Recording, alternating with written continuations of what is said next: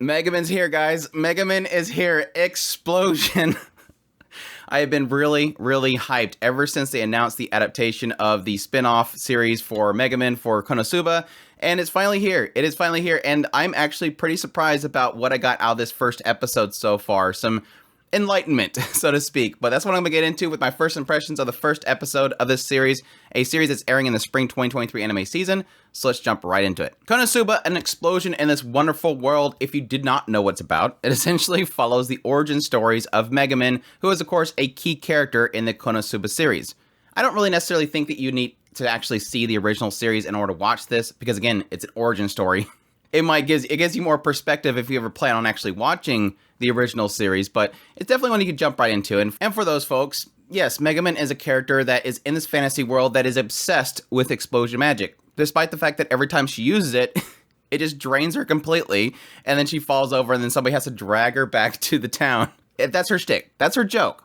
But I think what the funny thing is like all characters in the Konosuba series, they're not just the sum of a single joke, but that is sort of the core of their joke. And what's kind of interesting with this origin story is it's almost like taking that core joke and kind of expanding it to make it make sense in this world. But yes, it kind of opens up. It sort of indicates that Megumin has unsealed something. Because she has this ball that eventually somebody says, oh, that's the seal thing. Where'd you get that kind of thing from? And he's like, oh yeah, I unlocked this part of the puzzle and it got blown away. But yeah, as she unlocks this seal and she's running away from this big dragon looking thing, this lady appears. And this lady pretty much tells this dragon beast thing that the world's too peaceful. It doesn't need your presence right now. You know, you're gonna have to wait and then use this massive explosion magic to disintegrate everything. And again, assuming that Megumin has pretty much released her seal, she's going to grant Megumin a wish. And of course, it turns into this whole shtick where she's like, well, I want world domination, because that's totally Megumin. The first thing you ask her if she wants something, it's going to be world domination.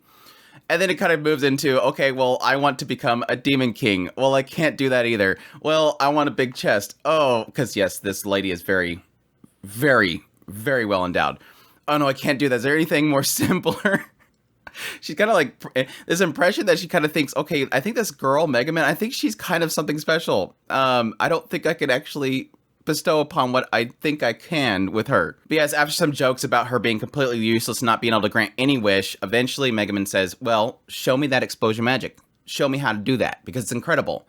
And there's a little bit of hesitation there, because as we find out later, explosion magic is like this thing that you have to strive for your entire life, and it's sort of seen as kind of a joke spell in this world. And I think this lady probably, you know, acknowledges that as well, or the fact of how much mana it takes, because again, as we've seen from the original series, she always drains herself and then she has to be taken back to town. But no, then we cut forward and Megumin, who is a part of this Crimson tribe, is going to school. Her father has finally sold something, thank goodness, and now he can afford her a new uniform, and then she's going to go off to this Temple of Crimson Demon Learning, which is Red Prison. And that's where, like I was saying earlier, I'm getting a little bit more perspective of things in this world than I never really thought about before, that Megumin is special because the town she grew up in. I always thought that Megumin growing up was the oddball. She's the odd one. But no, this entire Red Prison shows us that this town is weird. They're just, again, this tribe of the Crimson Demon people, and apparently in order to become of age, you have to go to this place and learn advanced magic. Then you'll be considered an adult. And everybody in this school is weird. And that's the shocker that I came to conclusion from with this episode. As we see, as they're doing their daily learning and everything, that their PE class is literally where they're learning their dramatic poses for when they use spells. Because what's the most important thing for a Crimson Demon when they use their spells? It's not efficiency. It's not staying calm. It's not destructive power. That's sort of part of it. No, it's style. You have to have style. And so, yes, they go on this whole posing thing, and I'm like, yeah, this whole school is nuts. Okay, now I know where she gets it from. And that was a funny thing, because when I seen the PV for this series, my initial impression was, okay, maybe just all the other students are kind of goofy. Maybe that's just a bunch of Megumins. No, the school and this town seems to be just weird. So we It's kind of sad when you're watching this show and you're realizing Megumin's like the most normal of all these characters. Yes, she wants to learn explosion magic, which is seen as a joke spell. Even the teacher tells her that. Everybody strives for it all their entire life, and there's no practical use. And so it's a joke spell. And so that's the only odd thing about Megumin, really. But honestly, it's not really odd about her because she has seen it. She has seen it used, and it's incredible. Now, again, you can argue that this person that was sealed away probably lives for a long time, and so they had plenty of time to learn it. Maybe that's why it works for her, but anyone else, probably not. But still, also, yes, in this school, right in the first day, we established the rivalry of Union. Yes, which again is another callback to the original series. Union would always show up, and she was from Megumin's school, and she is like the self-proclaimed rival.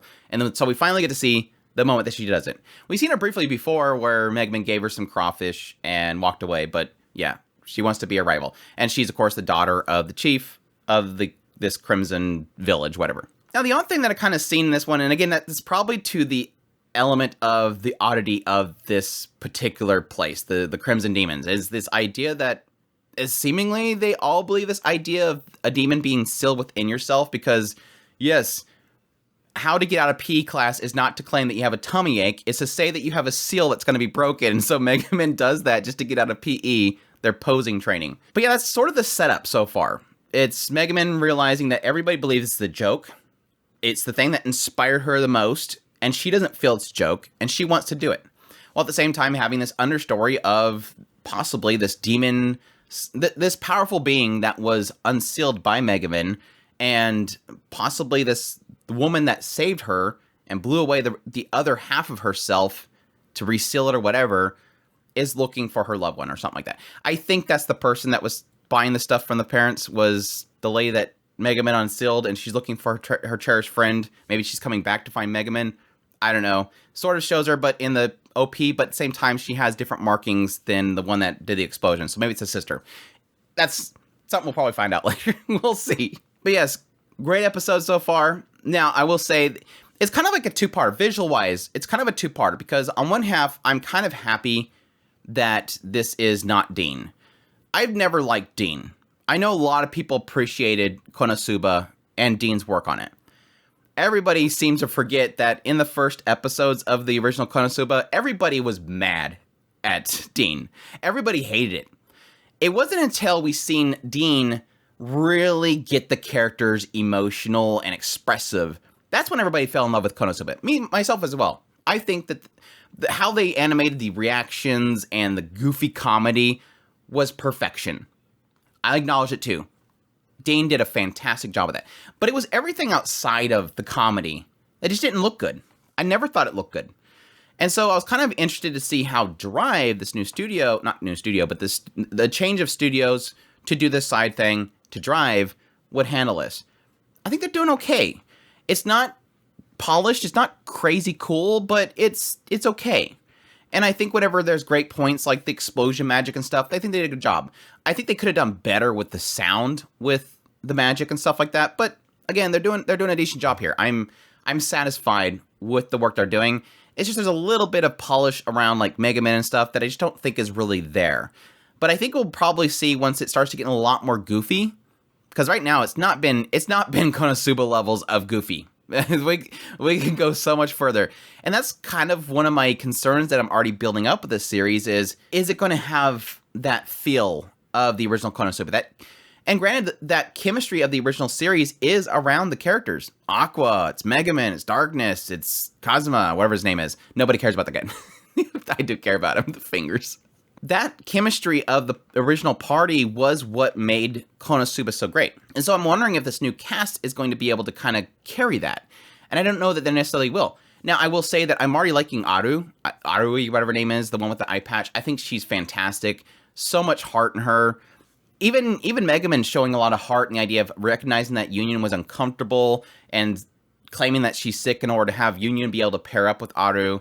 So she's kind of trying to help her rival character. Union supporting Megumin in the idea of everybody thinks that, yes, explosion magic is a joke, but I think it all depends on who carries it. Insinuating Megumin, I think you can use it. Even though it's seen as a joke, you can use it. So it's got some heart in there. I like the family as well, Megumin's family, which again I don't think I've ever seen. I think some of these characters were in the movie. I haven't watched the movie. I haven't watched the movie. I think a lot of these characters probably popped up in the movie, and so I haven't. This is my first time seeing a lot of these characters, but they're great. I think Megumin's family was really fantastic. The parents were goofy, and I'm looking forward to hopefully seeing more of them. But it's got a good setup. And again, like I said before, it kind of has this great little realization for me of this idea that Megumin is actually pretty normal. Just in terms of this town. This town is full of doofballs. So it makes perfect sense why Megumin is the way that she is. And I think that's a fantastic setup for her as a character. And again, while everybody else is so crazy, sort of having a more normal idea of what Megumin's striving for, and essentially giving her whole purpose in life of being an explosion magician makes sense. This is something that she's seen, gave her inspiration, and she wants so badly to do it. And having people like Union supporting her, and yes, being her self-proclaimed rival, is interesting as well. With all that said, though, great episode of an explosion in this wonderful world. Again, I'll say I think my only misgiving right now is the comedy isn't really there. But I hope now that we have a setup, we can really start hitting that stuff. But we'll see. But that's my thoughts on the first episode. Hope you guys enjoyed this video. As always, if you did, make sure to hit that like button down below, comment. Let me know what's thought of the episode if you're going to be checking it out. Additionally, if you're new to this channel, make sure that subscribe button so you get all my content. I do news, reviews, first impressions, top list. If it's anime, it's pretty much here. Additionally, if you want to support the channel more, I have a Patreon link, tips link, and a super thanks button down below. Greatly appreciate everybody that does, and y'all take care.